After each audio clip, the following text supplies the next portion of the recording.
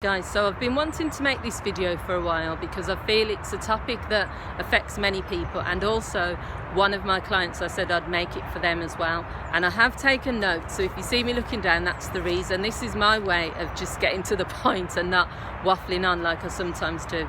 Now, as you're aware, I'm in a public space, and what that means is there may be some background noise. I'm trying to limit the noise as much as possible, but I've got ducks around me, I've got people walking, so hopefully it won't be too noisy. So what I want to talk about in this video is father-daughter relationships and some of the struggles or difficulties that comes with that.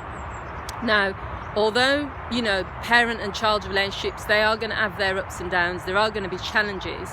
One of the things that has come up quite a lot, not only for the clients I work with, but also when I've worked as a social worker and in other fields, is that there seems to be this tension between fathers and daughters. And what I've written down, the first thing really to explore is that the relationship you have with your father models all the relationships you have going forward, because that is your first teacher. So as a young woman, if your father is behaving in a particular way towards your mother, or if he's behaving a particular way towards you, that is your evidence of how relationships are supposed to be. Now, this becomes really complicated when there are things like molestation involved, you know, or there are things like domestic violence.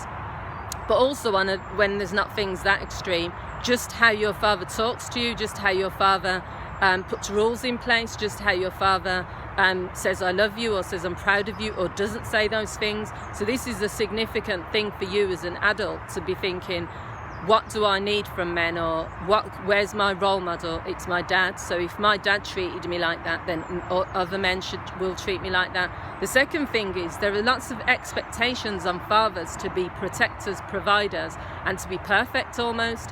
And for some fathers, it's too much for them.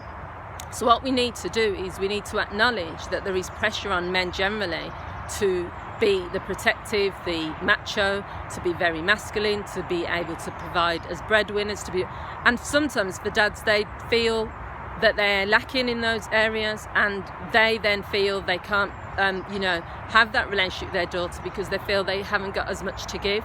So what we need to do is to be open to have the discussions with our fathers, to be open to be able to say, you know, I need more from you, I need you to help me out with, I don't know, my books for university, I need you to help me out with us bonding, we don't speak anymore, let's go for a walk. So it takes two of you. So that's one of the other things. Are you willing to improve the relationship? What are you willing to do? Don't always think about what your dad needs to do. What are you willing to do? The other thing to ask yourself is, where is the evidence that my father loves me? What examples can I give? Clear, specific examples of love from my dad. And what examples or evidence do I have to suggest the otherwise, that he doesn't love me? Because sometimes we can get caught up in thinking, my dad doesn't care because he doesn't say I love you. My dad doesn't care because of this. But what about the other way? What evidence have you got to show that he does care about you? Also, try to imagine how it must feel, or it might feel, for your dad. Put yourself in the other person's shoes.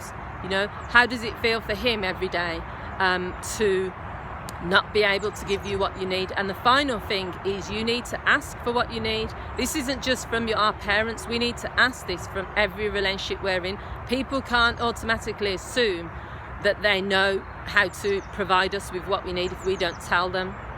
You know, if it means that you need gifts on your birthday, then tell that person. If it means you need to go for walks in the park together to bond, then tell them. If it means you need just financial and that's it, tell them.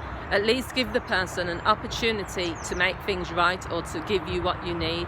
So they're my tips really on building this relationship, but also some of the difficulties and challenges that arise from father-daughter relationships. I may make a longer video to explore this in depth, but I hope you found this video useful. If you do, please like, please comment, and please share. Thanks for watching. Bye.